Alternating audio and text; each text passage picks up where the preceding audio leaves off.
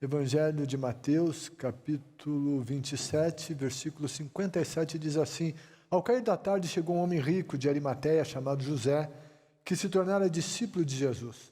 Dirigindo-se a Pilatos, pediu o corpo de Jesus, e Pilatos ordenou que lhe fosse entregue.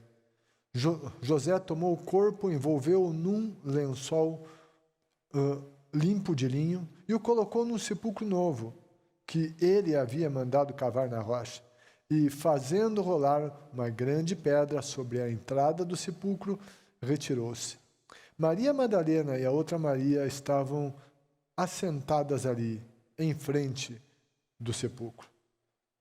No dia seguinte, isto é, no sábado, os chefes dos sacerdotes e os fariseus dirigiram-se a Pilatos e disseram: Senhor, lembramos que enquanto ainda estava vivo, aquele impostor disse: depois de 3 dias ressuscitarei.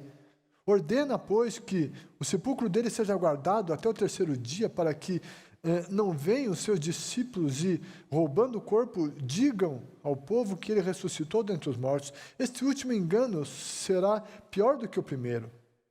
Levem um destacamento, respondeu Pilatos. Podem ir e mantenham o sepulcro em segurança, como acharem melhor. Eles foram e armaram um esquema de segurança no sepulcro, além de deixarem um destacamento montando guarda, lacraram a pedra. Versículo 1 do capítulo 28. Depois do sábado, tendo começado o 1º dia da semana, Maria Madalena e a outra Maria foram ver o sepulcro. Eu quero falar um pouquinho hoje sobre o sábado. Hoje de manhã nós falamos mais sobre o acontecimento da sexta-feira. Jesus morreu numa sexta-feira. Foi crucificado.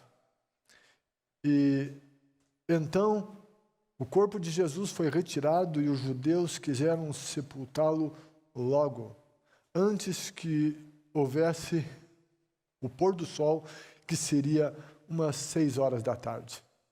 Então, José de Arimateia, que tinha um túmulo, tirou o corpo, eles colocaram o corpo de Jesus num lençol de linho e o sepultaram. Isso tudo que aconteceu foi muito frustrante. Aquele sábado foi o pior sábado de todos que as pessoas que amavam Jesus, pior sábado da vida deles. Eles tinham esperança que Jesus seria o resgatador de Israel, no sentido de tirar Israel do domínio romano, de fazer de Israel uma nação soberana, de vencer os inimigos. Eles tinham toda uma expectativa em Jesus. Eles viram Jesus ressuscitar mortos, acalmar tempestades, curar doentes, libertar os endemoniados. Eles viram Jesus fazer tudo isso e eles pensaram: é isso. Ele vai mudar toda a nossa situação, a situação da nossa nação. Ele é o nosso campeão, ele é o nosso herói. Mas de repente eles olham o herói deles numa cruz. Ele estava na cruz. Quem sabe ele faria um outro milagre, desceria da cruz, e as pessoas o desafiavam e diziam: se tu és o Filho de Deus, desça desta cruz. E quem sabe muitos ali: agora ele vai descer, agora ele vai exercer o poder, vai sair dali. Mas Jesus não saiu da cruz. Sabe o que segurou Jesus na cruz? Não foram os cravos nas mãos e nos pés. Não. Não foram os soldados que estavam ali em volta. Não. Sabe o que fez Jesus ficar na cruz e não descer de lá? Foi o amor por você e por mim. Ninguém pode dizer que não é amado. Ninguém deve ousar imaginar que Jesus não o ame de jeito nenhum. A Bíblia diz que Deus provou o amor dele. Jesus disse: ninguém tem maior amor do que este, de dar alguém a vida pelos seus amigos. O que segurou Jesus na cruz foi o amor dele por mim e por você, e ele estava levando os nossos pecados. Jesus tinha dito que iria morrer e ressuscitar, mas eles não queriam ouvir isso. Quando Jesus falava isso, sabe, não era um sonho deles. Então, entravam por um ouvido e saía por outro, e não ficava neles. Quando Jesus morreu, mesmo que eles tinham ouvido que Jesus falou que ele iria morrer, mas ressuscitar, eles olhavam para... Eles tinham a imagem do corpo de Cristo na cruz. Todo o sangue se esvaiu. Eles viram Jesus pender a cabeça. Eles viram o corpo de Jesus ser levado a um sepulcro. E naquele sábado estavam lá os soldados na porta do sepulcro. Sepulcro selado. Então não era bem assim. Como ressuscitar? Isso não seria possível. E estava longe do entendimento deles a possibilidade de Jesus ressuscitar.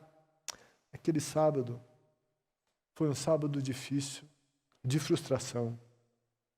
O que eles diziam com eles é: o nosso herói morreu. Fomos derrotados.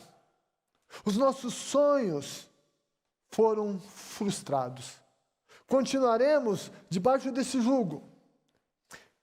Todo sentimento de decepção, medo, abandono, insegurança, confusão, incerteza em relação ao futuro estava ali presente.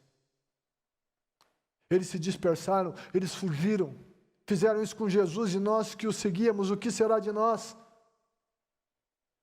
Sim, havia muita tristeza, muita decepção, muita frustração. E o sábado deles foi muito ruim. Sabe por quê?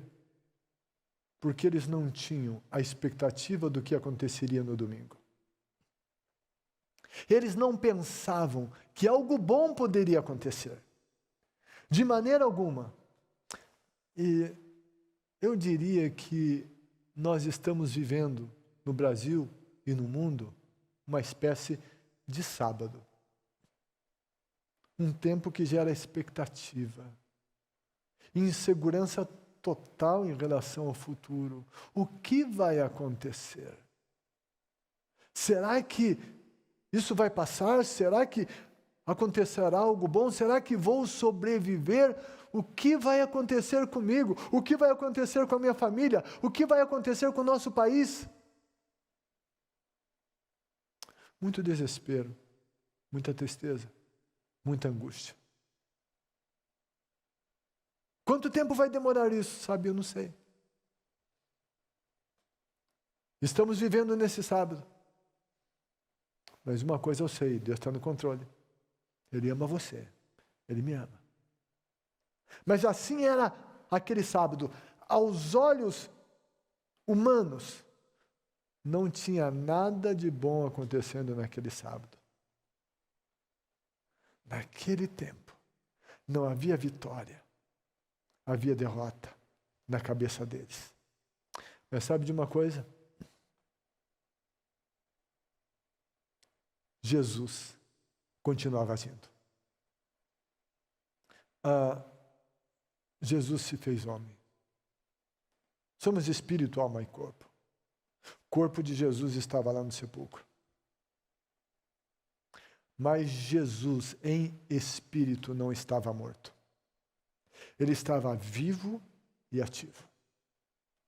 Lá na cruz, ele disse: está consumado. O que eu tinha que fazer aqui na cruz está consumado. Ele disse: nas tuas mãos, meu Pai, eu estou entregando o meu espírito. E então, ele pendeu a cabeça e morreu. E o que aconteceu? A Bíblia deixa claro que somos espírito, alma e corpo, nosso corpo morre. Mas, espiritualmente, somos eternos, no sentido de futuro. Eu e você tivemos um início, quando fomos concebidos, mas o nosso espírito nunca irá morrer. nós nunca mais, eu e você, nunca mais deixaremos de existir. Haverá um novo corpo. O Espírito é eterno. A nossa mente, os nossos sentimentos, que são alma, existem. Nunca mais deixaremos de existir e Jesus não deixou de existir. E o que é que acontecia?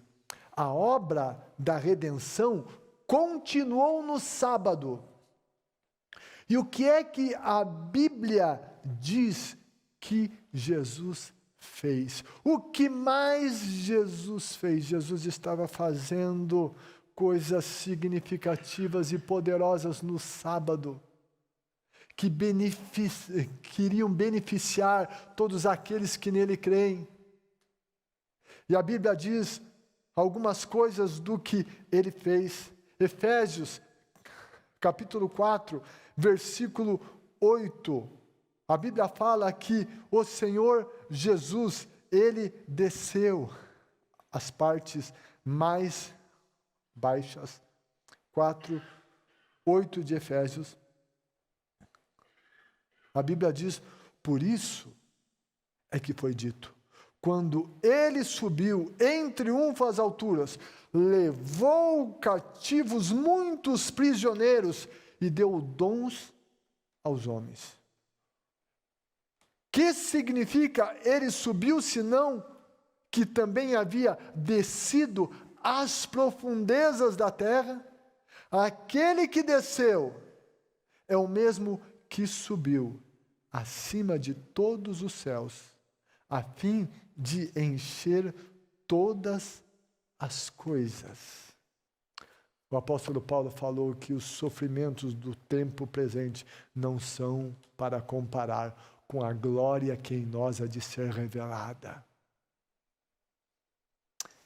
Sim, tem um tempo de sofrimento, um tempo de incertezas. Eles duvidavam de um futuro melhor. Mas eu e você conhecemos toda a história. Eles não conseguiam entender que Jesus estaria com eles no futuro. Eles se sentiam sozinhos e achavam que Jesus não estava mais com eles, Jesus tinha morrido e eles estavam isolados e distantes e sozinhos e que a esperança tinha morrido. Ei, mas eu e você não. Tem um tempo difícil. Vivemos nessa espécie de sábado que eles viveram lá. Nesse tempo de incertezas humanas e, enfim, tanta coisa difícil acontecendo. Mas Jesus disse assim, antes de ascender aos céus, eu vou estar com vocês todos os dias até o fim. Eu não sei o que vai acontecer, mas eu sei de uma coisa, Jesus vai estar com a gente. Está sendo difícil este sábado. Ei, mas haverá um domingo. Nós veremos a glória de Deus se manifestar e Jesus já ressuscitou e por isso nós podemos crer no amanhã, porque Ele vive. Então, nós temos a certeza de que Ele está conosco e estará conosco. Aqui na terra, mas sobretudo na glória. O Senhor Jesus, mesmo que os nossos sentimentos às vezes queiram dizer ao contrário, Ele está trabalhando.